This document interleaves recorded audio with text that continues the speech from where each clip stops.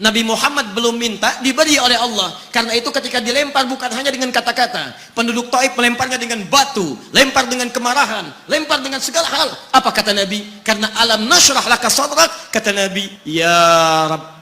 Ketika dua malaikat penjaga bukit mengatakan, angkat tanganmu Muhammad, mud yadaika ilas sama, angkat tanganmu ke langit dan mohonkan kepada Allah supaya kami angkat gunung Taif untuk menghimpit mereka yang tidak punya sopan santun itu. Murka malaikat. Bagaimana Rasulnya dilempar dengan batu, berdarah menetes, bentengnya Zaid bin Thabit luar biasa, tidak mampu menghalanginya. Apa yang terjadi? Nabi, alam nashrah laka sadrak. Kalimat mulia mengalir di lisannya. La, mohon jangan lakukan itu. Fa innahum qaumun la ya'lamun. Mereka hanya belum mengetahui saja.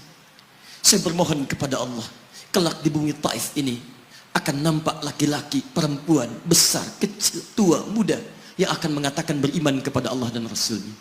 Lalu lantas beliau berkata kepada Allah dengan kalimat yang mengalir syahdu, dengan darah yang masih mengucur, dengan kalimat yang berbelas kepada Allah, Ilahi, ila man takiluni, am ila ba'idin yu'limuni, a ila qaribin yu'zini, fa ana radin ya Rab, ma lam taghdab alayya, la hawla wa la quwwata illa billah. Ilahi, duhai Allah, ila man takiluni, setelah dari sini yang saya dilempari, saya dihujat, kemana lagi engkau akan antarkan saya? A'ila qaribin yu'zini, apakah ke tempat yang dekat dari sini dan saya akan disakiti lagi?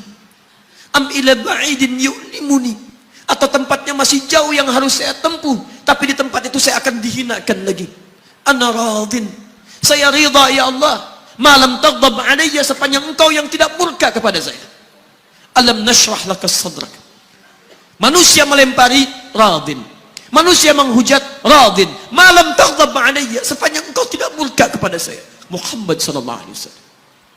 Musa berkata, wa yassir li amri, ringankan urusanku. Muhammad sallallahu alaihi wasallam dengan segala kemuliaannya turun ayat, wa nuyassiruka lil yusra. Wa nuyassiruka lil yusra. Karena itu Nabi Rasul dulu mukjizat tampak di depan mata. Ada yang menghidupkan orang mati dengan menyebut kalimat Allah biiznillah, biiznillah. Sampai maaf teman-teman sekalian, mukjizatnya ada, Rasulnya ada, di hadapannya Allah mau dicari dan dibunuh juga.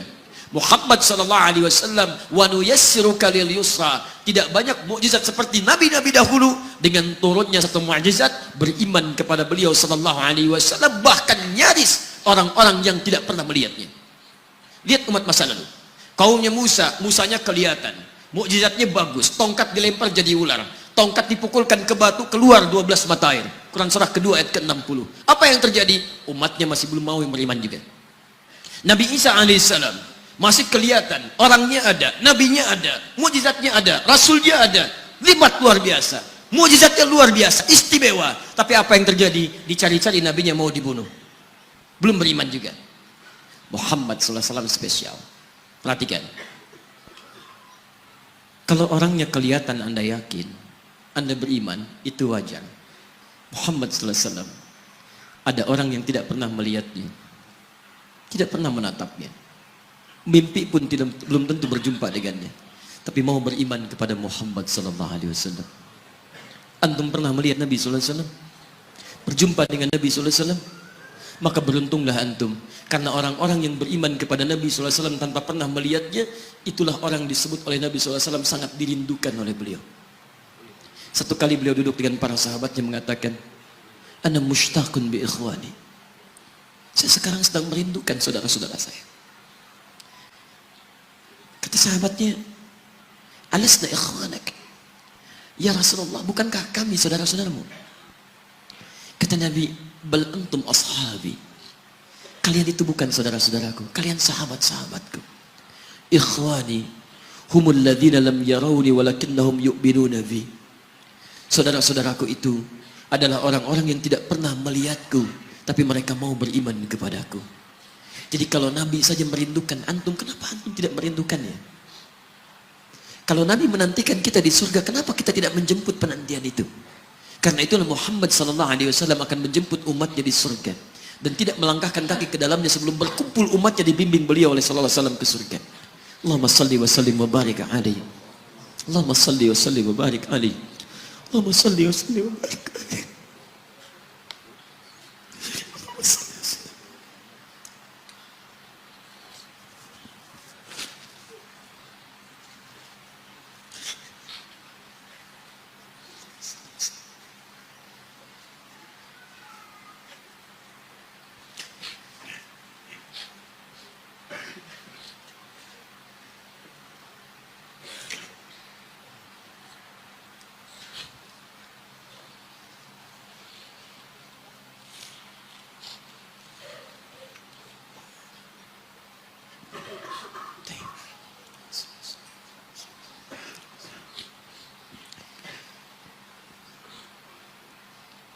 Maka diturunkanlah kemudian hudan yang terakhir.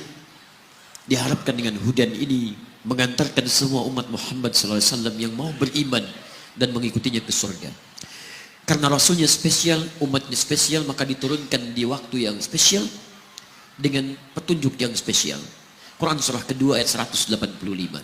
Syahrul Ramadan alladzi unzila fihi al-Quran. Di bulan Ramadan, turunnya bulan Ramadan, bulan spesial. Unzila fihi al-Quran, diturunkan Al-Quran. Apa fungsi Al-Quran itu? Ternyata bukan bacaan biasa. Bukan koleksi yang Anda simpan di pinggir-pinggir masjid atau terletak di atas-atas dipan di rumah Anda. Maaf, hudan. Lihat ayatnya. Syahrul Ramadan alladzi unzila fihi al-Quran hudan. Hudan. Petunjuk kita. Sumber kebahagiaan kita.